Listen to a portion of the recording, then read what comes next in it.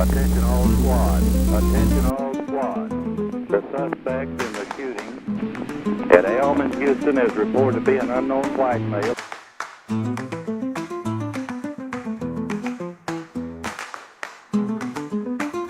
Weight 165 pounds. Reported to be armed with what is thought to be a .30 caliber rifle. Single bullet query. Hello and welcome to an episode of Single Bullet Query Critical Readings.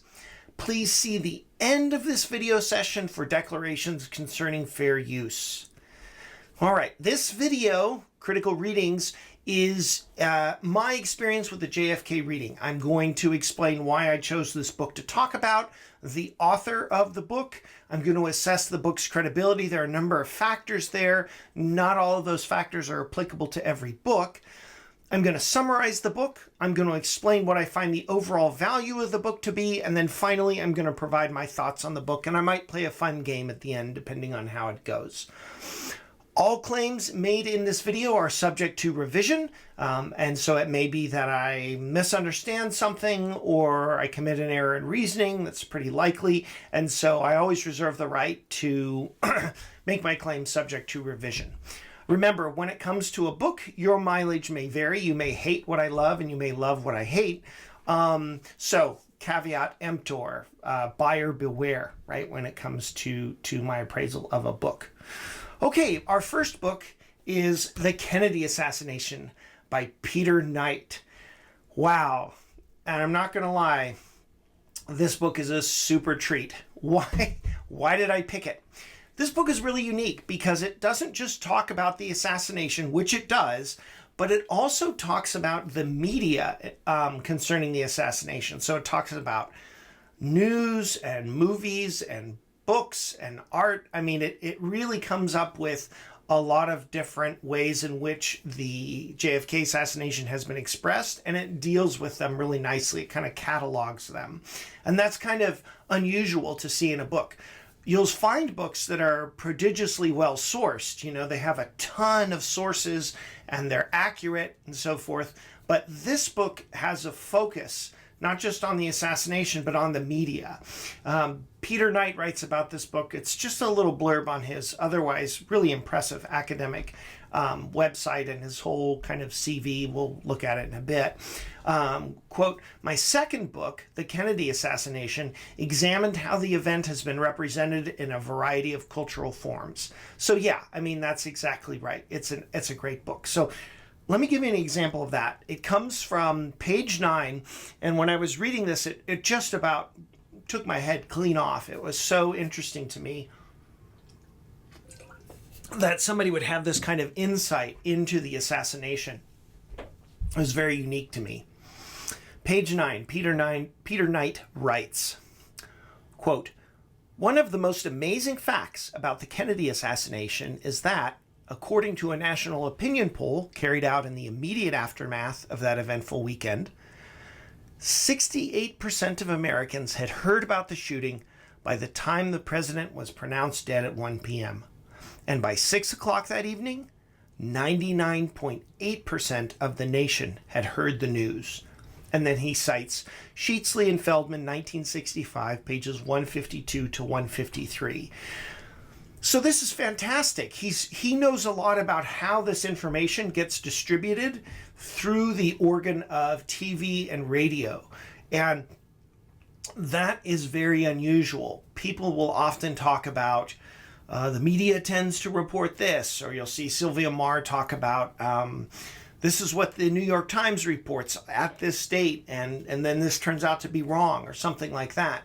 But to have a book that is expressly concerned with how this information moves around the American state at the time, it's really unusual, and he does it very well. So it's not just that he focuses on the media, but that he does it pretty well. Page 16, he writes, "Although initially reluctant to consider conspiracy theories, both print journalism and television did begin to tap into the commercial possibilities of sensationalist revelations. In the same way that they pandered to, some would say helped foster the public's endless appetite for Kennedy-related stories. I like this quote a lot, and I think it says a lot about Peter Knight, because he's talking about how he does highlight how a number of people say, mainstream media, initially, the only ball game in town is the lone gunman. And he talks later, and we'll look at some of these quotes, about how quickly the Times moves to name Oswald the assassin, not the alleged assassin, the assassin, and how quickly mainstream news says, oh, this is just one guy with a gun. But then he also highlights what begins to happen later, which is that there are other aspects of media, mainly those commercial aspects, which are driven by profit. And those things, because it's an industry, begin to drive the market, and you start to get some more sensationalist type works.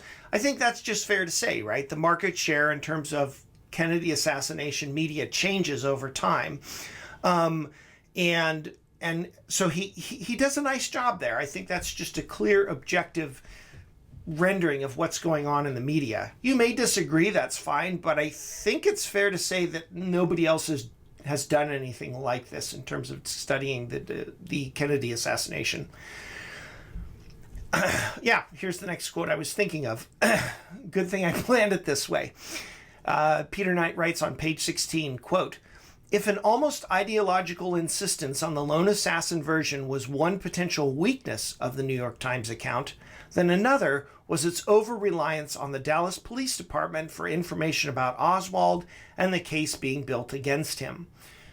I mean, yes, right, 100%. This comes up with, he probably could have extended that to the DA and so forth, but the sorts of things that DPD says about, the paraffin tests and what it means, those things become really inflammatory when they circulate in the public consciousness. And so he highlights these things, he gives and he doesn't seem to have an axe to grind.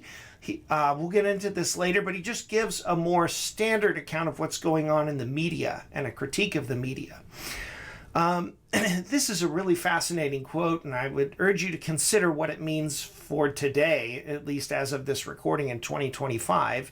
On page 22, Knight writes, "As we saw in Chapter 1, the theorist Frederick Jameson argues the real significance of the Kennedy assassination is the way it ushered in a new and false kind of citizenship, based not on active and communal participation in politics, but passive and isolated spectatorship predicated on the consumption of mediated images." Wow. So people just watching TV feel like they're being patriotic, right? I love the country because I watch TV. Or is it that the TV's telling you that this is somehow your participation in a global village or a national village? I mean, I'm getting shades of like Marshall McLuhan there, McLuhan, forget. But yeah, it's a really apt and interesting point. And you'll often hear this in accounts of the assassination when you ask somebody about where they were. It's followed with, and then we watched TV, or the TV was on all weekend. You can even go on now to somebody like David Von Payne's YouTube channel, and you can watch like 48 hours of JFK coverage, of coverage immediately prior to and subsequent to the assassination. And that was the first time that media news, at least, had gone wall to wall like that. And it kind of created a new sort of, he says, false citizenship, this idea that people are participating in or being loyal to the country because they're watching this TV, right, this television. Page 63, here he's writing about the Warren Commission. Boy, it's great. I just love it. Often, and then he's talking about the Warren Commission. So often in the, and then I'd put Warren Commission volumes, often in the volumes of testimony, the main point is lost amid the welter of details and digressions, and the same mixture of relevance and irrelevance plagues the 11 volumes of accompanying exhibits. For example, of the photo of Commission Exhibit 664, a piece of string, not even the original string, tied into various knots used by the FBI's hair and fiber expert to demonstrate the way the blanket wrapping Oswald's rifle might have been secured. Okay, so, or what are we to make of the photo of Oswald's pubic hair found on the rifle blanket? Yes, I mean 100%. I was just saying this the other day to somebody. And I've heard this. This isn't my... actually, it may come from this book, now that I think about it. Yeah, I think he's talking about a novel in this book. The JFK assassination is plagued by too much information and not enough. If you've researched or spent some time looking into the assassination, you'll often find yourself in kind of a backwater where you're looking at something and you're trying to figure something out. So you're looking for details about, Oswald's trip to Mexico or something about Dealey Plaza, and you can't quite find it.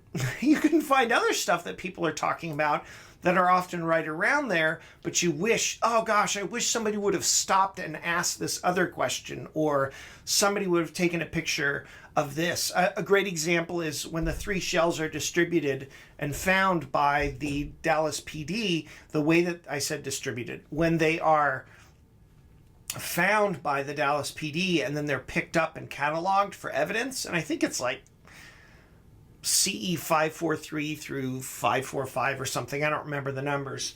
But unfortunately, we don't know which of those 3 casings are which in the picture. So we don't know if the one that's far off and kind of up and to the right, which one is that? Is that 543 or 545?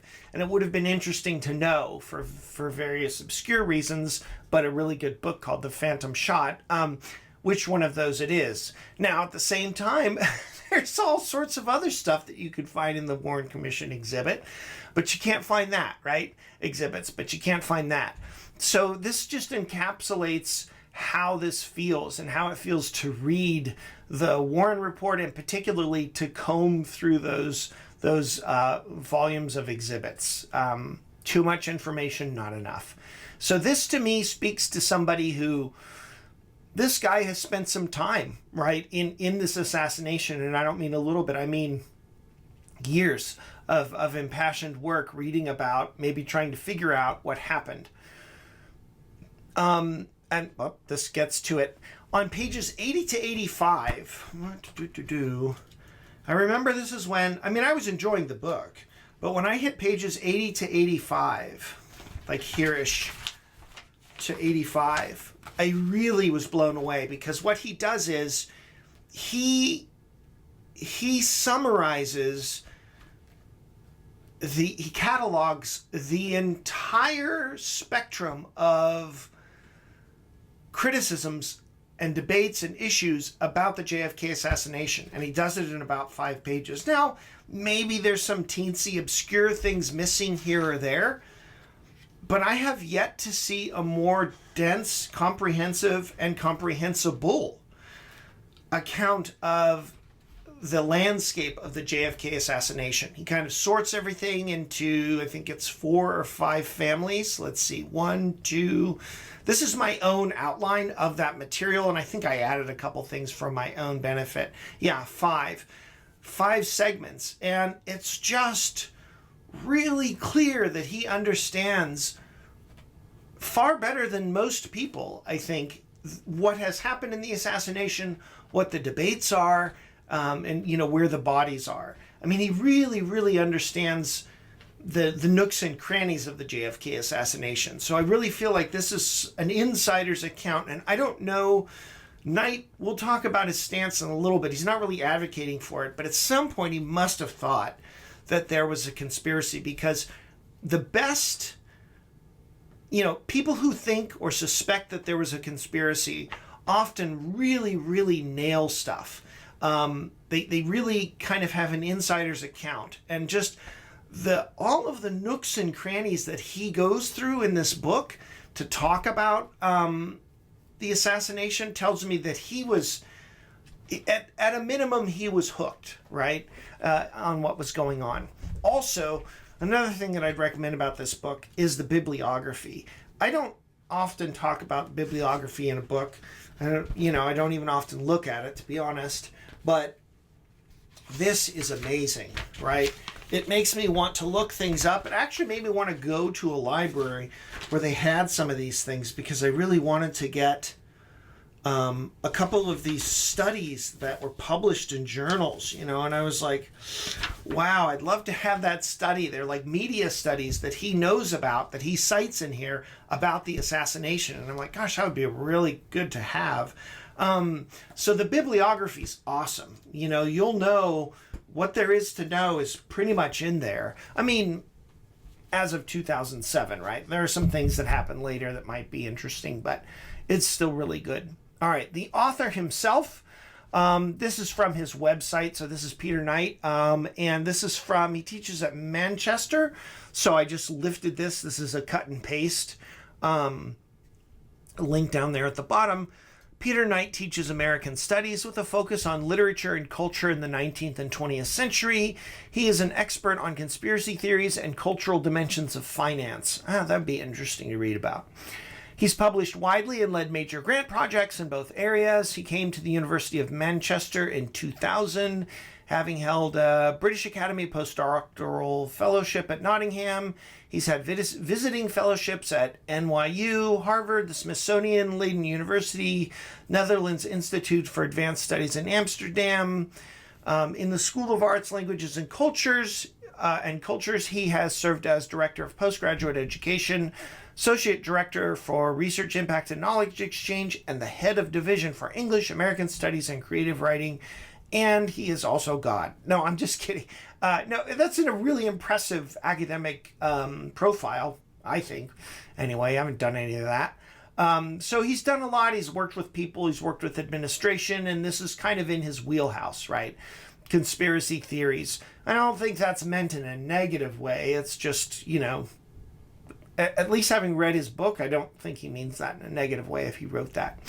So this book has the craftsmanship of a scholar. Sometimes you'll read a really good book that's not written by someone who's an academic, and it just has a different feel. They approach subjects differently. They organize things differently. They write differently.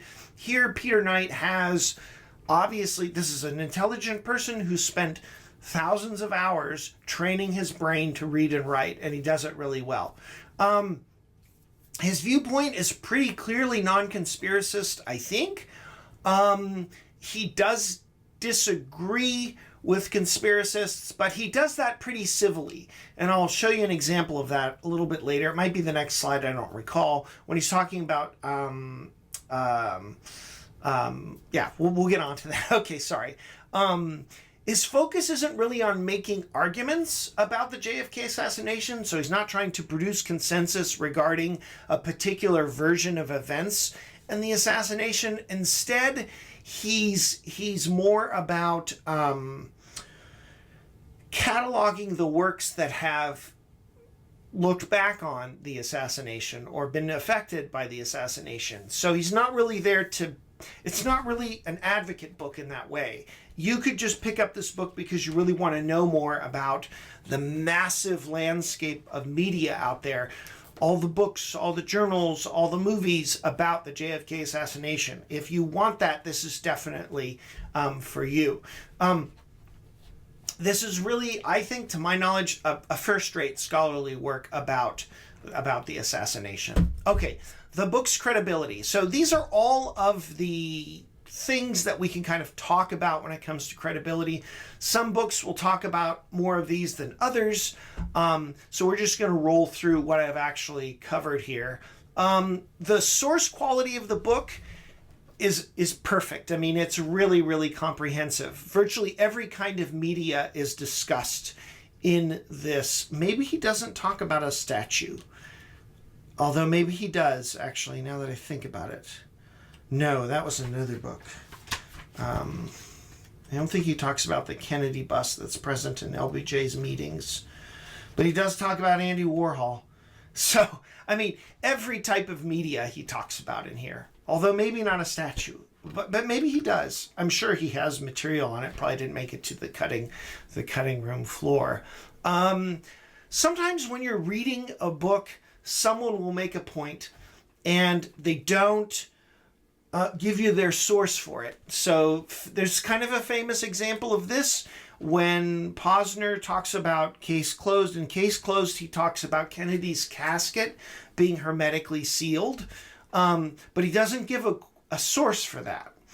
And if true, it's, I think, interesting and relevant, but without a source, it's harder for us to figure out how he knows that. And that's the whole point of a source, right? Citing your source makes your thinking more transparent. So you can go back and you can look at this thing and say, oh, that's why people say this, right? Because this study says that. And then it helps to foster disagreement then, because if somebody's citing a source, you can go to the source and say, yeah, so that's actually not what the source is saying at all. You're interpreting it wrong, or something like that.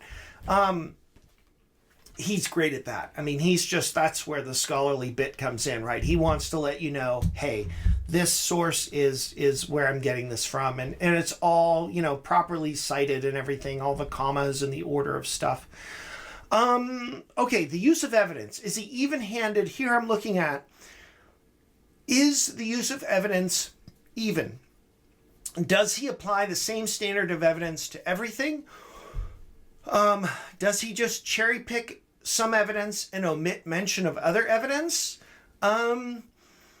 Here's what I think. I think that it's easily fair to say that Knight has a pretty significant command of the material, the arguments, even some of the more obscure arguments in the JFK assassination debate. He does not always agree with that material. But he is aware of it. So it's hard for me to say that he really cherry picks in one case or another. I do think that if you're a conspiracist, you're going to feel like at points he stops too soon. Like, oh yes, but what about this, right? Sometimes you feel like you're reading something and then all of a sudden you're off a cliff, right? Where it's like, wait, but there's a response there, right? And the text is just kind of dead, right? Like Socrates would say, it's dead. There's no one there to defend it or resuscitate it. You might feel like that in places because he doesn't always go out of his way to provide both sides of something. He's evaluating the media involved in the JFK assassination, and in order to evaluate that media, he has to have a background viewpoint of what happened. And so that influences how he thinks. But I don't think he's trying to advocate for a non-conspiracist or a lone gunman position. He's talking about the stuff that talks about the assassination. He does so, though, from a position that's non-conspiracist. The expertise and background of the author, we've talked about this. I had never heard of Peter Knight except for mention by Patrick Collins in a debate online that he had. And he had recommended this book, that it was really good. So I thought, okay, but I had never heard of Peter Knight before. You usually hear a name somewhere like, oh, I've heard that name. Even some of the less well-known names, you just hear about people. And I hadn't ever heard about him. But, he's got an interest in American culture and in conspiracy, so this is kind of his wheelhouse. So plus, right? Expertise and background, you did it, plus. Bias. So where is he on the spectrum of JFK thought? And there are lots of different ways to cut this up, but basically, Oswald acted alone or he didn't, right? Knight's on the anti-conspiracist side, but I don't think he's unsympathetic to the conspiracist, right? I don't think he demeans the opposition. Listen to what he says about David Lifton. So he's talking about David Lifton, page 95.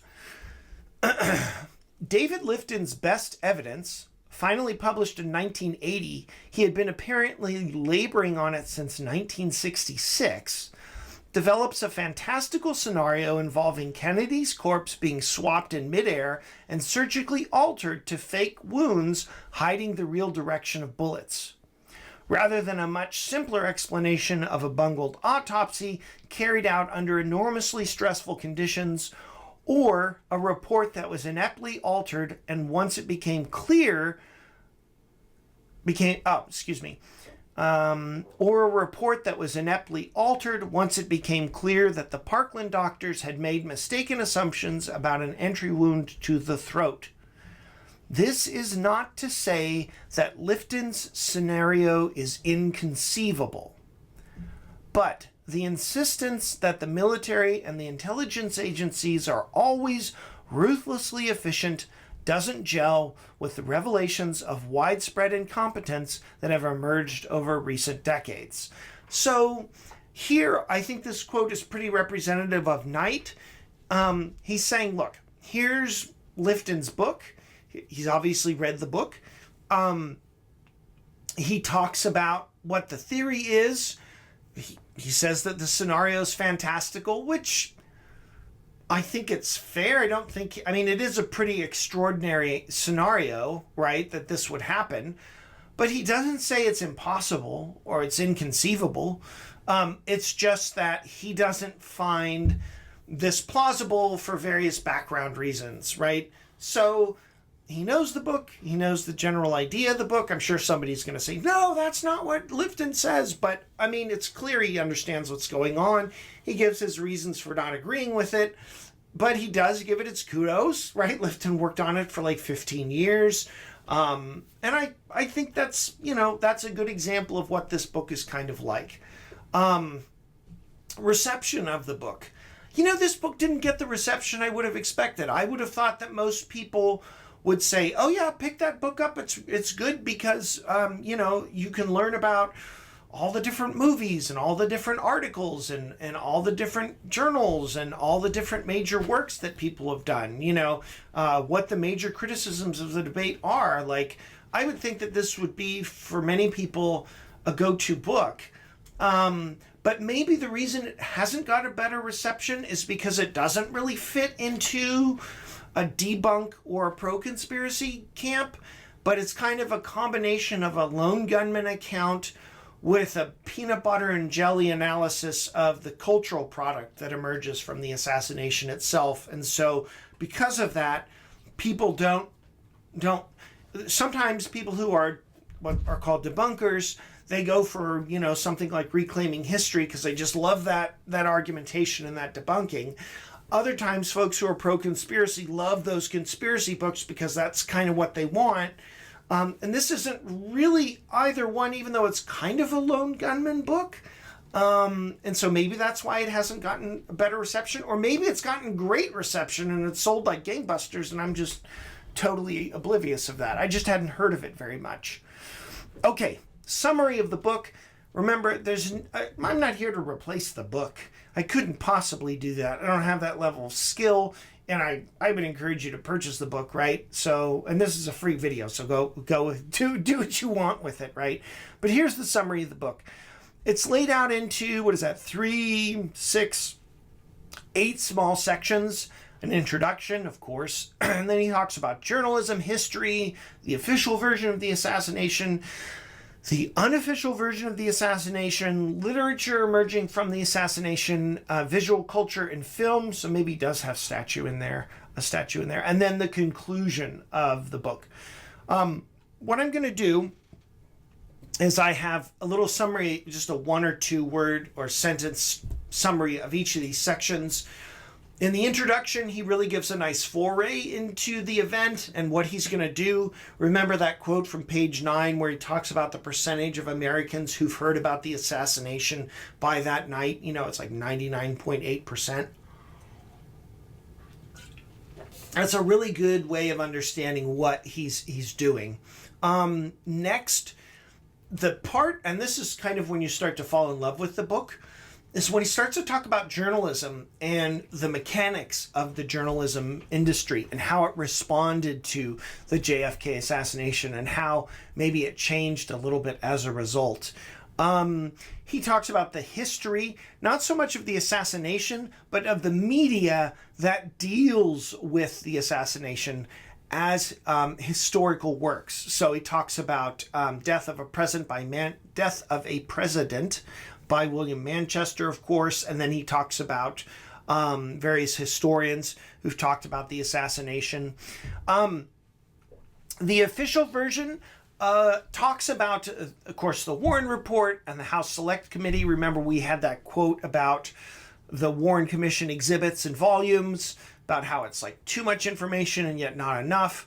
But he's not just concerned with arguing for the official version. He's more interested in how does this all come across, right? Well, the HSCA has these TV hearings and so forth. So there's a lot of interesting detail about the modality of the message. So sometimes you can think about a statement has form and content. This is a little weird, but go with it. It's not my idea. And the content is what the statement is saying, and then the form is what shape it takes. So I might say it's hot outside, and I could say it in English or I could say it in French. Those would be examples of the form, right? But the idea, the proposition is it's somehow hot out there. That's the content. The form could be on a piece of paper or in a song, right? He's more interested in the form in which the official version comes out than he is necessarily the content. But he does obviously talk about the content because they're related. And then the the unofficial version, he gives a nice overview of the conspiracy buffs. It's obviously written by someone who's read a lot of the material out there. And, you know, he kind of has things he likes and doesn't like. The section on literature is stellar. Really, really good. We'll get to quotes for each one of these sections, so I won't get into that too much, but it's fantastic.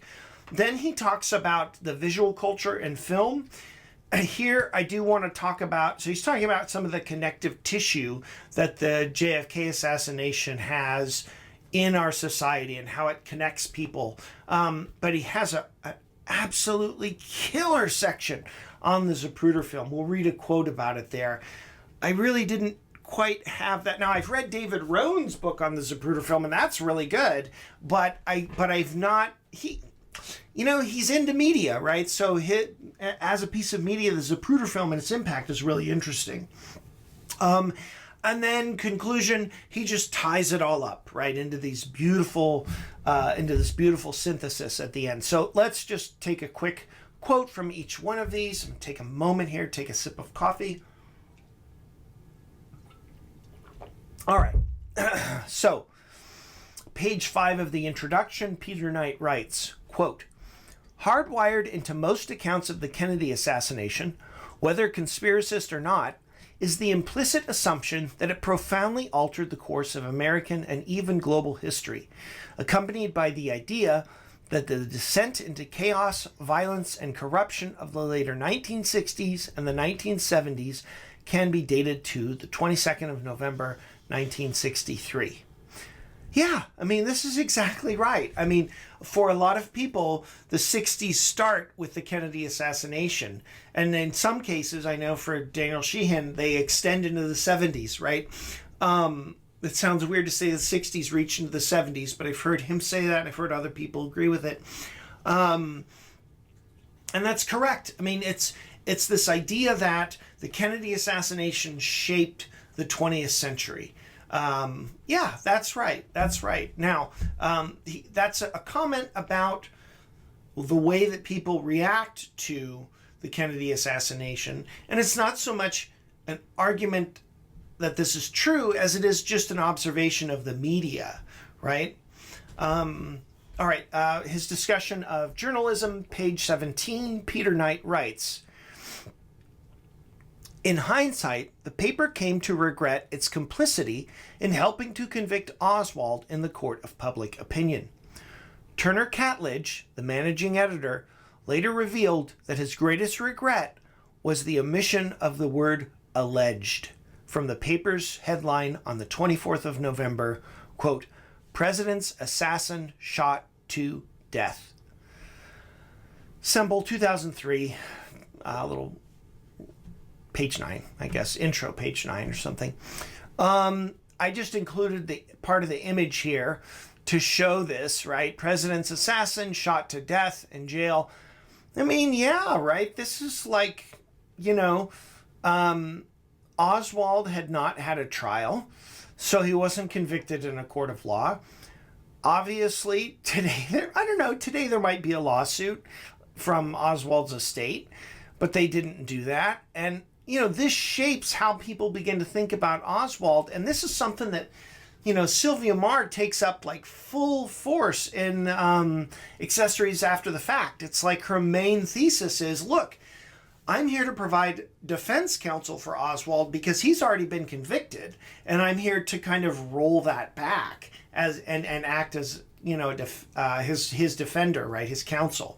And I think this is a really interesting insight, right? That the managing editor felt this way years later. Now, I'm sure people would say, well, cry me a river, right? It's crocodile tears here from this guy. Maybe it's disingenuous, but I don't know if it is or not. But it's an interesting comment on that. And it's just a concession that, the early media was pretty quickly moving towards Oswald as the shooter and not towards some kind of global communist conspiracy. Okay, now he's talking about history here on page 38.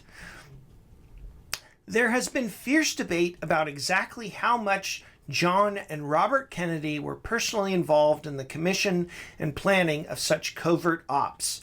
The CIA's strategy of plausible deniability makes the chance of proving any direct link impossible. Yes, okay, so 100%, right?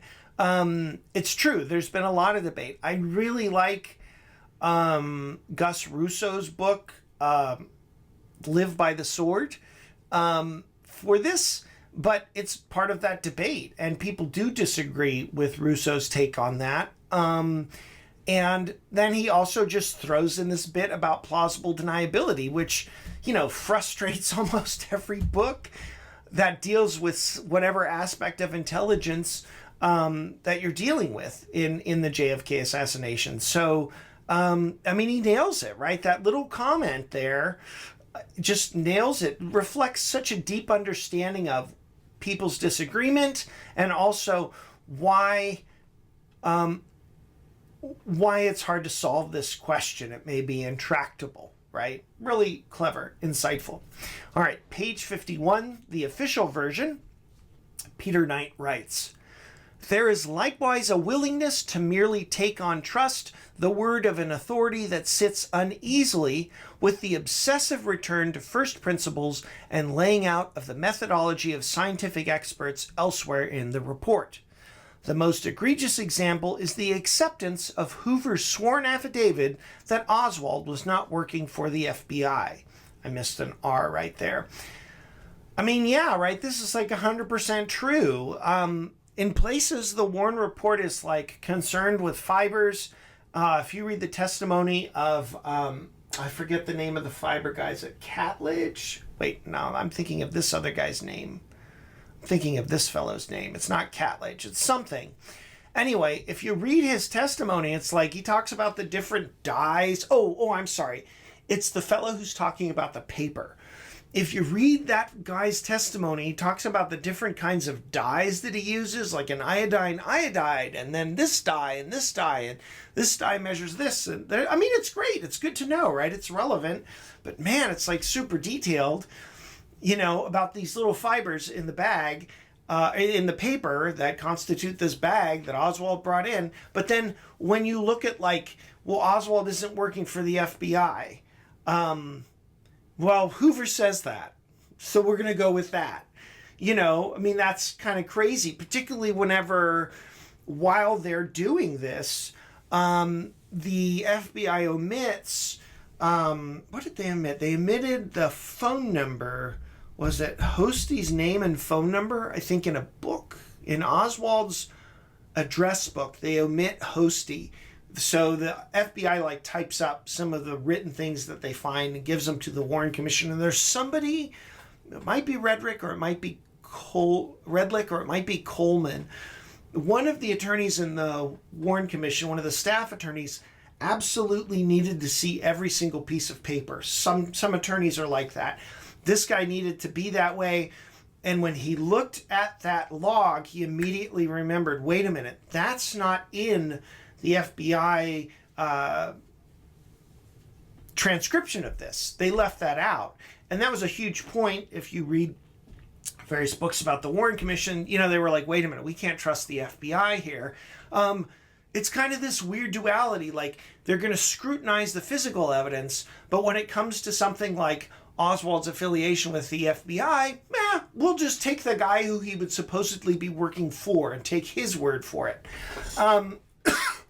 Yeah, that's kind of it looks weird to us in retrospect. And Peter Knight, although he is probably anti-conspiracist, he deeply understands the failings of the Warren report, I think, in that regard, or how people at least react to the Warren report. Maybe you take exception to this argument, but I think it's a fair point. Okay, now, page 99, the unofficial version. Peter Knight writes, "It can seem that JFK conspiracy theories tend not towards a comforting closure, but to an infinite regress of suspicion, a vertigo of interpretations." Baudrillard, 1988, pages 174 to 175, in which nothing can be taken at face value. The assassination critics have often presented theories in which the ultimate source of the power, the final highest level of the conspiracy, is always displaced and its discovery always deferred.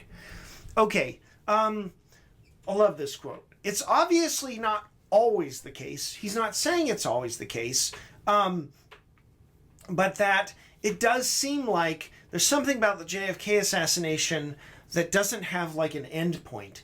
There are always further revelations. It's a riddle wrapped in a mystery, something, an enigma. I can't come up with it. I can't believe I can't come up with it. But there's always like a further curtain. You rip open the curtain and then it's something else. Like I feel this way. Well, I won't get into that. It's too much of a digression. But yeah, I think that's true. And it's kind of fun because he gives the site here of where he gets this idea. So you could look this up. And I'm sure it would be a very interesting connection he makes. But it's also contrary to sometimes what I hear about the psychological function that people think conspiracy theories have. I've heard people say that conspiracy theories kind of provide a sense of control, or not calm, but just control to people who believe in them, and that they serve this psychological function. But in my experience, conspiracists in the JFK assassination, there's a healthy number of whom, for whom it's really alarming. They don't believe in the conspiracy because it makes them happy. They think it's true, right? And it's very unsettling, and that's kind of something that they have to come to grips with, right? So just observing that a lot of JFK conspiracy theories have all of these layers, almost kind of infinite layers, yeah, I think that's right. That's a really interesting point. Okay, now he's writing about literature on page 105. Peter Knight, quote, "Some of the most important post-war American novelists, Don DeLillo, Norman Mailer, James Ellroy, have focused on the Kennedy assassination in particular because it raises fundamental questions about conspiracy plot and narrative plot, about the nature of character, agency and causality, about the relationship between fictional narrative and historical truth, and about the connection between the assassination and myths of national identity and destiny." Wow, this is somebody who just really understands poetics and gets it. Like I do, that little guy goes, this guy gets it. Like this guy gets it. He understands, this is why this is, apart from it being an important historical event, this is why this is a really rich source for writers to pull from. And then he kind of breaks down, the nuts and the bolts of it, about why this is fruitful for them to work with, why these are good tools as an author or a novelist to work with. So just another example of him talking more about the media involving the assassination than necessarily the assassination itself. But it's insightful to, and relies upon the assassination. So it's good. All right. This is maybe one of my most favorite quotes in the book. Hard to pick. He's talking about the Zapruder film. This comes from the section on visual culture and film.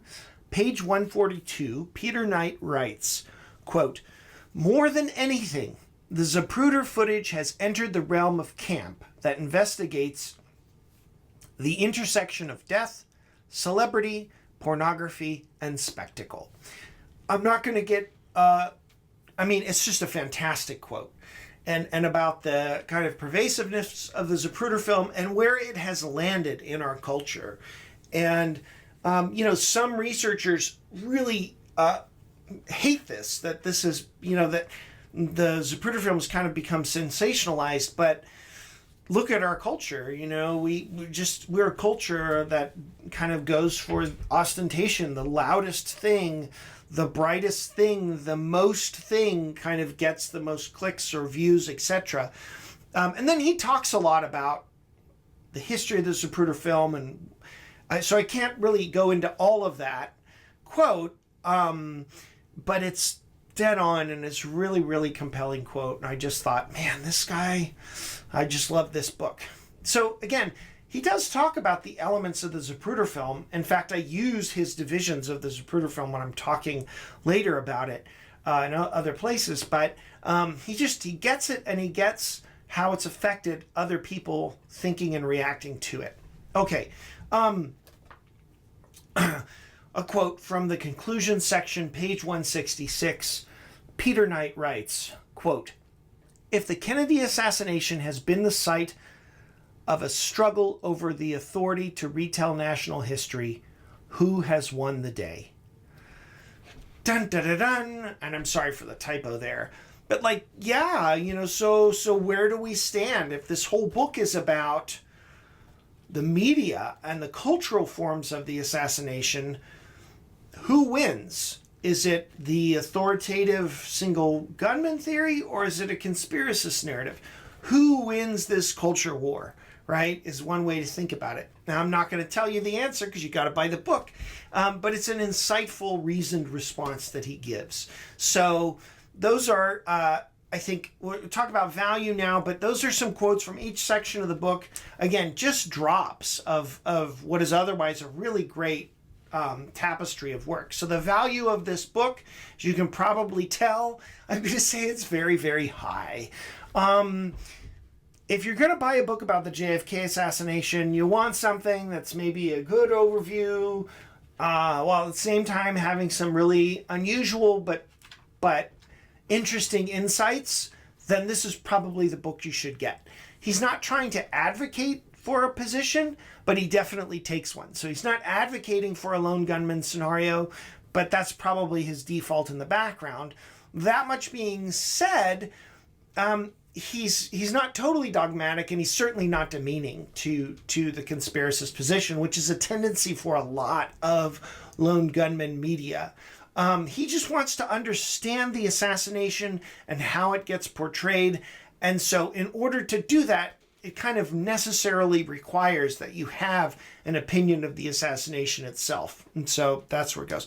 I think this book is extremely worthwhile if you're interested in narratives and how those narratives get played out in the media and how those narratives influence public opinion. So if that part of the assassination interests you, people discuss life's ownership of the Zapruder film and what people, did who worked at Life before they worked at Life. If you like that idea, oh gosh, what was the media doing to perceptions of the assassination? Yeah, this is definitely the book you want. I mean, more than any other book, probably, I think. This book is totally invaluable if you want a systematic field guide of what books are out there. I mean, oftentimes I see people posting online, or students will ask me, gosh, I'm really interested in this. Is there some place I can go and kind of get like a list of books, because there's so many books written about the assassination? Is there a place to go that I can get a sense of what's out there?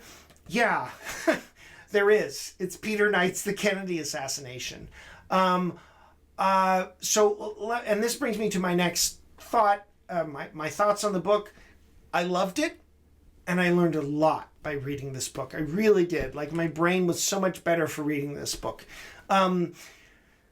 It's only 177 pages. I don't know if I could read this in a sitting or not, because to me, there were parts that were very easy to read, but I don't know, I need to stop and read and reflect. But I will say this, somebody could read this in a sitting. But at 177 pages, if I had to give this book an award, it would be the Second Treatise of Government Award for JFK books. What does this mean? John Locke writes the first treatise on government and then the second treatise on government. And the first treatise on government, no one reads, because I think he's just criticizing a monarchy, or he's criticizing somebody else. I forget, I used to know. And then the second treatise on government, it's not even 100 pages long, depending on the printing, but it's not even 100 pages long, maybe barely 100 pages. And it's, in terms of influencing social forms of society, it's like right up there. If you want to look at the American government and you needed to pinpoint one work that influenced it the most, I'd probably pick the Second Treatise of Government, because he has division of powers, separation of powers. Now, it's very different than what we have, but he has other sorts of things in there that just, man, for less, for just like 100 pages and change, that's a really influential book, like that. You get a lot, pound for pound, there's a lot done per word there.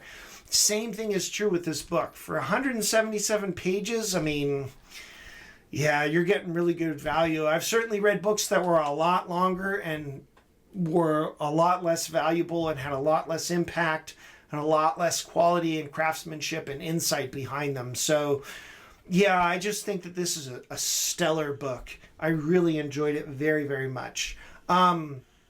Now we're going to do something that my high school rhetoric teacher used to do for a book report. That's my favorite thing for book reports. I don't know if you ever have to command people to do book reports. This is a great way to do it. What you do is you just randomly turn to a page in the book, you read out a paragraph, and then you have that person explain what's going on in it, how it relates to what's happening. And it's a great way to know if somebody's read a book. So Miss DeVerne, thank you so much. This was a great idea. It always stuck with me. Here we go. So I just turned randomly. I have nothing to do with this. Page 122. It's the second open paragraph. Peter Knight writes, "But when Mailer finally turned to the assassination with the nonfiction novel Oswald's Tale, he rejected a conspiracy interpretation of the event in favor of a biographical account of Oswald as the lone gunman. Mailer acknowledged that, if anything, he started with a prejudice in favor of the conspiracy theorists, but by the end of his minute analysis of Oswald's soul, he came to the conclusion that Oswald was a protagonist, a prime mover, a man who made things happen. In short, a figure larger than others would give him credit for being. The initial spur for Mailer writing the novel and the reason for his change of position from conspiracy theorist to lone gunman advocate was that he secured access to what he termed, quote, an Oklahoma land grab of Oswald-related documents in the KGB archives in Russia that were opened up during the early years of Glasnost. Reading those documents that included extensive transcripts of KGB's electronic eavesdropping on Oswald during his time in the Soviet Union, Mailer became convinced that Oswald had killed Kennedy and that he was almost certainly not part of a larger conspiracy." Okay, so why do I like this? So I'm just reading Oswald's Tale now by Norman Mailer. And that quote reminds me of something that Gene Davison says in Oswald's Game, and I'm going to mutilate it, and if I misunderstand it, that's on me, not on Gene Davison. But she sort of talks about how there's so much about Oswald that seems on its surface to invite an inference to intelligence work. His kind of, lonerness and his strange travels and his interests. It's kind of like this intelligence-shaped hole in Oswald's heart, right? And none of it makes any sense because you think, oh man, this guy's like, his wife's from the Soviet Union, he's been to the Soviet Union, he's trying to get to Cuba, he wants to talk to the FBI when he's arrested in New Orleans. There are all these things that look like Oswald is an intelligence agent or his use of Russian or whatever. But when you get to his personality and when you read his stuff and when you talk to people who knew him the best, it's his personality that makes all of that implausible. That he can't work with anyone, that he's not very reliable, that he feels entitled, blah, blah, blah. Now, of course, people are going to dispute this, but that's what I think is so insightful about this comment. He understands why Mailer makes the shift, how Mailer talks about Oswald and what his book is about. At the same time, the stuff about the KGB stuff, it is really interesting because it plays a big part in the book.